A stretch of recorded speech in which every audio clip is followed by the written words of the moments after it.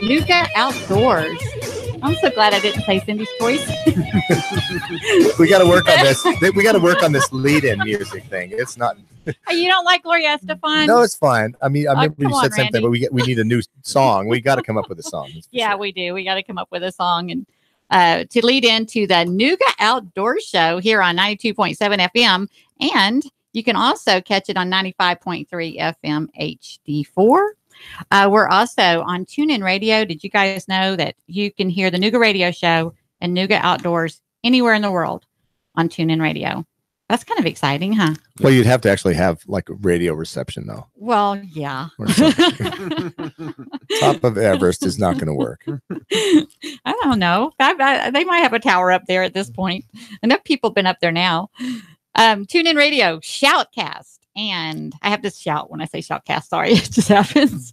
And then we're also on YouTube, guys. Everybody, we're on YouTube. And we are live streaming on Facebook as well. We've got some people joining us there. Thank you so much for joining us on Facebook. I'm Cindy, by the way. And it's Cindy's choice to help everyone connect to our great outdoor community because we have just an amazing outdoor culture here. I'm sincerely passionate about the outdoor culture. Some of the greatest folks I know. I miss being more involved. I'm a longtime hang glider pilot, mountain bike rider. I love hiking. I love golf. I like anything and everything outdoors. And what an awesome place that we have here for outdoor lovers like ourselves. And ourselves include, I've got my good buddy here, Randy Wharton. Hey, Randy. Hello. Randy with Wild Trails. And Dirk Uncle. I knew your name, but see, that's why I have to write things down. Is I panic on the air. I'm like, oh yeah, that's Dirk. Yeah, Dirk. That's Dirk. Dirk Uncle. Yep. And Dirk Uncle is joined us with L2. Yep, L2 paddleboards downtown. So we do rentals and different trips. Yes, good stuff. So let's start there. I always like for Randy to give a quick little preview. He talks about Wild Trails, every week, but there's different people tuning in, so we want everyone to know what Wild Trails is. So yeah, we put on races, and we are the 501c3, nonprofit, but not typical. We don't really go hat in hand with most nonprofits have to raise money. We raise money ourselves by putting on a bunch of races, and then all the money that we raise goes back into the trail community, whether it be improving trails or building new trails, or now we're getting into waterways, which is great connection we have now with L2 Outside. And so we are putting on paddleboard races, and we've kind of delved in a little bit to kind of snuck into a thing called this triathlon, this adventure triathlon, which is rock climbing, paddling, and running. And so we're going to be doing that for the first time or the second time this year. So we've got a lot of cool things going on with L2. They're great organization. They do a lot for the community. Paddleboarding, especially stand-up paddleboarding, is a brand new thing, really nationwide. And I didn't know about it until I moved back here 2 years ago. And the first time I go down to the bridge and there's all this paddleboarding, I'm like, oh wow, where did this come from? I love it. Maybe I had seen it on the lakes, but it just didn't get your attention the way it did here. Most people here see it because it's downtown, but most people in the country don't, because they don't have a waterfront in their city. And so a lot of places you go, there's it's a weird thing because it's a surfboard basically on the water that's flat. So it's a brand new sport. I totally fell in love with it. I do a bunch of big trips every year. I'm an ultra runner, and so I think I have got a lot of endurance capacity, and I can't think of a better way to spend days out in nature than on a stand-up paddleboard. If you're a kayaker or a canoe, you're sitting down, and I just honestly believe that we are not built to be exercising sitting down. It's just no. It's probably okay for a while, but after a long while, you're going to get hurt. The first thing that got my attention when I saw the paddleboarding is that core strength. I looked at that it's all core. That's got to be able to help your so much strength. Not core, and it's lower back. I mean, I think my core and lower back's probably stronger now than it's been maybe 20, 30 years ago. So I just think there's a lot to it. It's a totally non-impact sport. You think about everything else, even cycling is is probably more impactful on your body than stand-up paddleboarding. Oh yeah, leaning over the front of the handlebars can get stressful. It's a great thing. We've got a great city for it, and thanks to L2 Boards, they've got a great organization that will allow people to give it a shot and try it for the first time and really launch us into come on the radio and have people brag on you like that. Yeah, I'm just gonna stay quiet. Randy, you keep it going. Tell everybody about paddleboarding. So I really enjoy Randy. He's a great. We've partnered with him. They've done a ton of great work with clearing trails throughout the years, and he's jumped in, and now we're clearing different waterways. People don't know, but there's a ton of creeks and rivers all around Chattanooga that actually, in one way or another, are clogged up. And so he's done a lot of great work with his organization to get out and clear waterways. But I'm glad that he's really taken to paddleboarding. It's great to get a lot more endurance athletes. Trying different disciplines or different sports, really. I mean, running is great. It's fantastic. But a different way to get outside, get some vitamin D, and really challenge yourself is on a paddleboard. And so it's really rewarding for me to be able to see a lot of these endurance athletes get out and really tick off the miles. I mean, we're talking 30 miles, 60 miles on a paddleboard. So it's really fun to see amazing athletes hop on a board and just test the limits of the human capacity in a lot of ways. It's fun. Right. And I want to jump in some more about L2, but I want to, I keep feeling like I forgot something. And, on my show, my Cindy's Choice show, of course, the first thing I want to do is plug my sponsor. And I'm like, what did I forget? And I'm like, well, that's because we need sponsorship for this show. Somebody is missing a great opportunity because I've just barely introduced we just barely got into talking about what Wild Trails is and what L2 is and what great contributions they are to the city and connecting people with the outdoors. And that's a wonderful thing for some business to support. Some business that's authentically connected with this community would be great. So I just wanted to interject that really quick, put the word out that this is a great opportunity for someone to support this platform where it's a community initiative. To thank you, NoogaRadio, for allowing this platform of the community initiative to help Chattanooga get outside and get active and bring you all the information and spotlight some of the people in the area that are contributing to conserving our resources and helping people to connect and helping us to still be the what did they call us in Outside Magazine? We're the greatest outdoor city twice in a row. So let me interject a little bit. I mean, there's without question we have an opportunity here that is great for everybody. The problem, to a certain degree, with Chattanooga is that no doubt we have more venue for doing any kind of outdoor sport than about any city anywhere, maybe in the world. But the health and wellness of our average citizen is not only not good, but it's getting worse. So I think we all need to try to take a step and figure out what it's going to take to get our community healthier. There's no question that, if you're on the couch and you're having a hard time getting motivated to try to get some kind of fitness program going, by far the best way to do it is don't go to a gym. I mean, there's an intimidation factor going on there that's kind of hard if you're just getting started. And even in the roads and stuff. So, I mean, getting out in nature, getting on a trail, getting on a creek, and trying to find people that are like-minded with you is by far the best way to get started. So I think that's another thing that we really need to kind of focus on as a community. How can we get our neighbors more involved? Yeah. And that's a lot what this platform is intended for, because it's so much more difficult by yourself. And, the gyms have their place. But if you want to stay consistent, kind of get a little accountability for yourself and form some bonds with some people with the same goals, getting involved with these groups and these events and so forth is the way to go about it, because you'll make friends and you bond over the experience. Here's another thing to think about. So I think a lot of doctors over the years it probably said, you got some bad numbers, you've got a bad report from the doctor. The doctor says you need to start a fitness program. Go out, and I've heard this a lot. You need to go out 30 minutes, at a time, 3 days a week, and do some kind of, whatever, walk or whatever. That, yeah. I totally disagree with that in one stain, because we are not built for doing super fast stuff in quick. I mean, running upstairs. I got 30 minutes. My doctor says I've got to exercise, so I'm going to run stairs, or I'm going to, go outside and go for a run or go on a bike or whatever. And it's more of a sprint thing that is probably more likely to lead to injury than if the doctor would say, go out and just walk for an hour every single day of the week and just get it started. Don't do anything fancy. Just go walk. Anybody can walk for an hour. Exactly. And just we've got 54 trailheads within 25 minutes of downtown Chattanooga.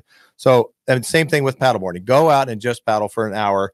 It's a totally non-impactful sport. It's easy to take up. It's probably the easiest thing to kind of get off the couch and start some kind of a fitness program is on a paddleboard. They're stable. They're so much easier to operate than most people think. So, I mean, Dirk, and when the humidity hits and it's hot in the summer, jump in the water. Exactly. You do get a little, and there's always breezy near the water too. That's what I like. So L2 boards have got a lot of great programs that you should talk about as far as getting people going in the summer, which is really fun. Everybody knows who we're talking about, because if you've been down to the aquarium, if you've been down there and hung out around the aquarium area and the Market Street Bridge and near Walnut Street Bridge and all that, they're right there.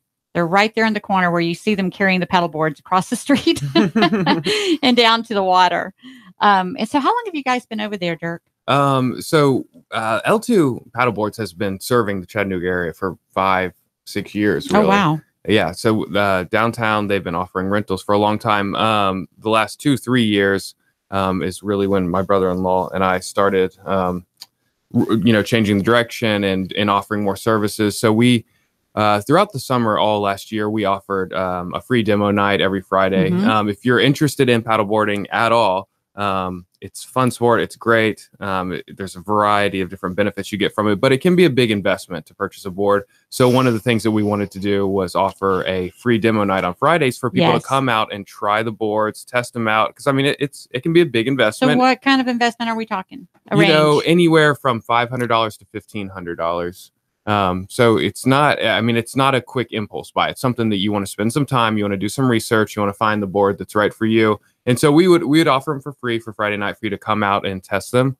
But we do a lot of different programming. That Sunset Tour is really fun. Like you kind of have your novice level boards and then you graduate to something more streamlined and so forth like that. Is it that type of thing? Or yeah. Well, there's a variety of different boards. So one of the things about paddleboarding as it's grown is there's been more specialization. So, I mean, there's anything from big, really stable boards that could be used for fishing that, I mean, it's like a miniature dock you're walking on. It is sturdy and it's stable. And then, I mean, Randy, for instance, he rides a very thin 14-foot board. Of course he does. And it's a racing board. I mean, it's slim. It glides through the water. And there's everything in between. There's boards. If you want to do yoga, you can do yoga.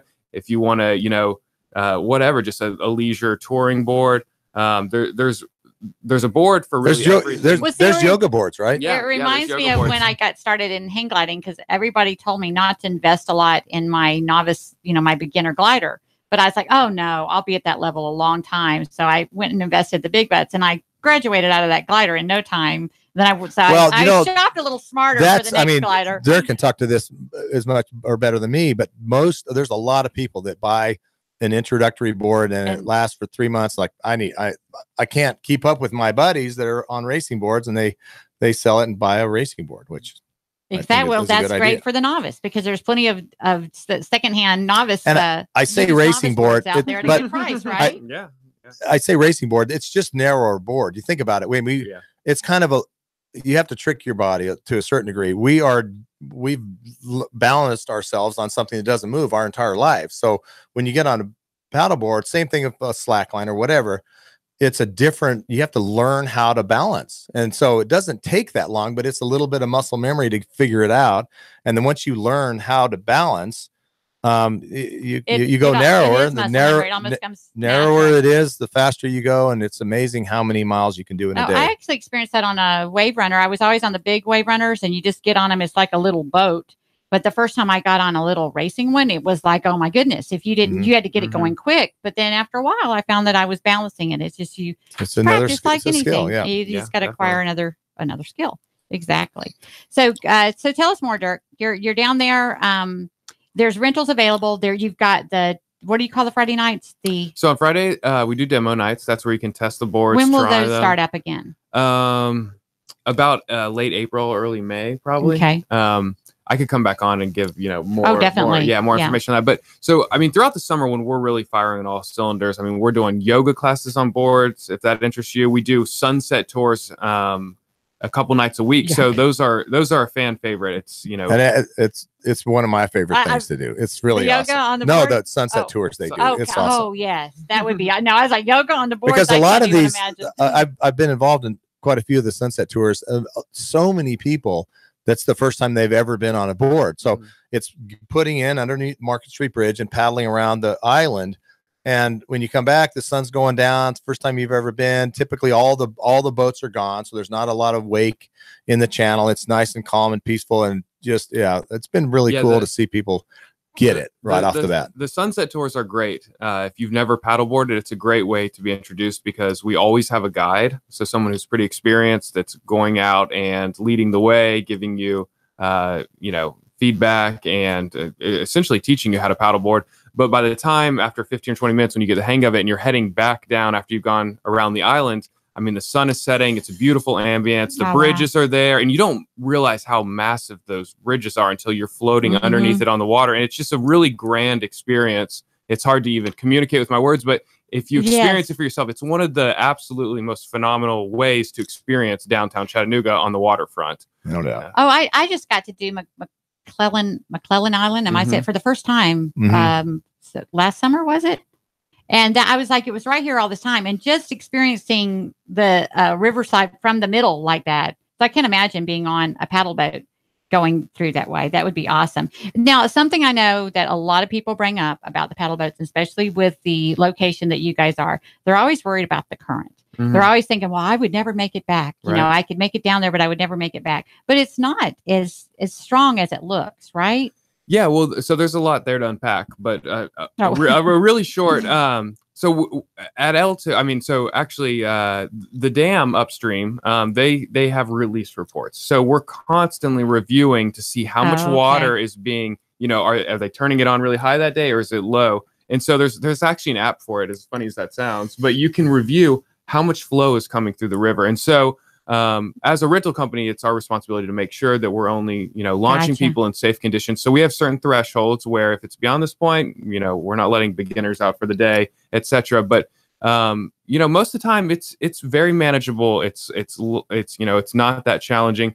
And if it is challenging, we're usually not letting beginners out there on the river. You don't want to have to deal with that. Yeah, definitely. So, but it's, it's a lot of fun to get up there. And part of it is that, the first 30 minutes might be challenging and a bit of an exercise. And then it's so rewarding when you come around the island and you can just slowly start to float back towards Coolidge Park or towards downtown and look at the bridges and enjoy your time. You could even sit down for a minute and relax if you wanted.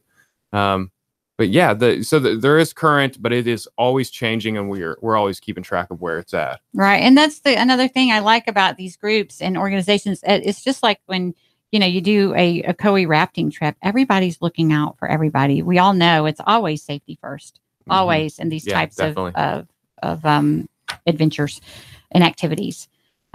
So we're down to just over a minute. So I definitely want to have you guys back in the rotation and come back, especially as the spring season comes closer. Yeah. And the focus here is to really help people get familiar and get more comfortable and go down and try these things and realize how easy it really is just to check it out. Like you said, on these Friday night, what do you call them again? The demo nights. Demo nights. Yes. Yeah. Great idea. And go ahead. Well, I was going to say, so Friday night, we actually do the demo nights. It's just south of St. Elmo. It's across the Georgia state line. And we do it on a small little lake over there. So it's flat water and there's no current and there's no boats allowed on this lake. So it's really an ideal environment to learn if you are intimidated at all by the idea of, leaving the office on a Friday and getting on a paddleboard. It's a very safe environment. If the river intimidates you. And so we intentionally moved it out there just to lower the barrier of entry so that more people could start to get out and enjoy nature and get out on the water and get out on a board. So in about 2 months here, we're going to ramp that up, and we'd invite everyone to come out and try hopping on a board. Give your information real quick. We're down to 20 seconds. Yeah. So L2outside.com. That stands for live life. So L2outside.com. I would just point everyone towards the website. We have our phone number there, emails, and all of our programming information. We'll repeat that in the second half. Everybody stay tuned. We're going to take a break, and we'll be back with another great guest here on Nooga Outdoors on Nooga Radio.